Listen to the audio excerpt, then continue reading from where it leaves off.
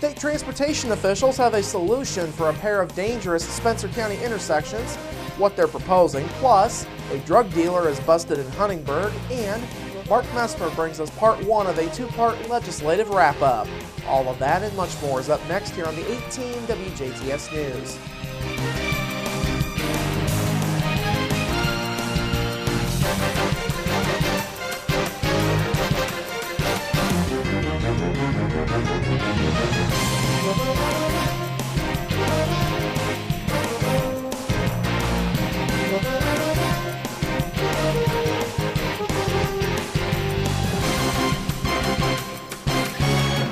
Hello, I'm Bradford Raths. State transportation officials have laid out their ideas for how to improve a pair of dangerous intersections along US 231 in northern Spencer County. In a public meeting at Heritage Hills High School last night, officials with the Indiana Department of Transportation unveiled plans for JTurns at the intersection of State Road 62 and US 231, as well as at the intersection of State Road 68 and US 231, both in the Dale area.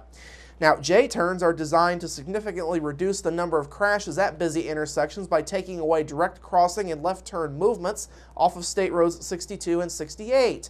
Vehicles would instead make indirect movements from State Roads 62 and 68 by turning right at the intersection, going about a quarter of a mile on US 231, and then making a U-turn to go back left.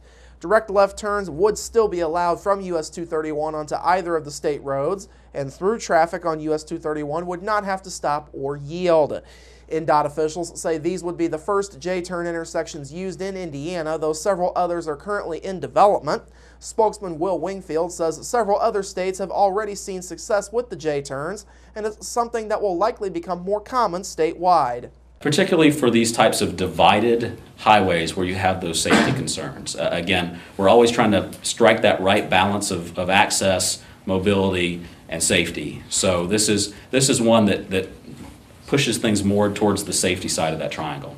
Wingfield says the intersections would cost about $1.5 million to build. Now, several residents showed up to the hearing and reiterated concerns about the design of the current intersection and their belief that a J-turn does little to fix those issues. Seth Grundhafer was one of those who spoke. Grundhafer's mother, Susan Grundhafer, lost her life in a crash at the State Road 62 and US 231 intersection back in late December. Grundhafer stated though he's glad INDOT is trying to do something, the J-turn idea doesn't go far enough. I'm still not seeing anything addressing the curvature of the road. That still really concerns me. And if you look at the way the J-turn would be designed, not just the actual J-turn, but coming up to the J-turn, that road is still really curved. So you're going to take a wide angle, and you're going to ask people to have an even wider angle to look over to their left shoulder, to safely make a turn. That to me is a huge concern.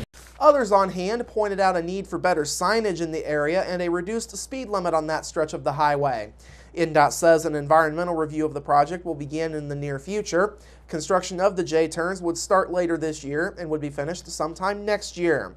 You can submit written comments to rclark@indot.in.gov on the proposal. The deadline for those is coming up May 11th. A Huntingburg woman was arrested overnight after police found her selling drugs behind the Huntingburg Event Center.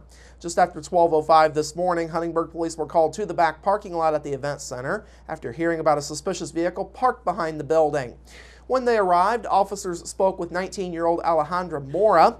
When asked why she was there, Mora told police she had just been sitting on the back steps of the building. After checking the area, police found numerous Ziploc bags with marijuana in them, a digital weighing scale, and other drug paraphernalia. Police later found a dozen Ziploc bags in Mora's pockets, along with 2 more digital weighing scales in her vehicle. Mora was booked into the DuBois County Security Center. She faces a Class B misdemeanor for possession of marijuana and Class A misdemeanors for possession of paraphernalia and intent to deal marijuana. And finally tonight, authorities are continuing to look into a fatal ATV accident in southwestern Warwick County. Just before 4 o'clock Central Time yesterday, Indiana conservation officers were called to the Yankeetown area southeast of Newburgh. Authorities say 43-year-old Thomas Burke of Yankeetown lost control of his ATV while traveling along an incline on a trail. The ATV then sideswiped a trampoline, which caused it to roll over onto Burke's head. Burke suffered head trauma after being partially thrown off of the ATV, and he was pronounced dead at the scene. Conservation officers say Burke was not wearing a helmet or protective equipment at the time of the crash. This accident is still under investigation, and toxicology results are pending. All right, coming up after the break, a beautiful weekend is in store for us, and part one of Mark Messmer's legislative wrap-up. We're back after this.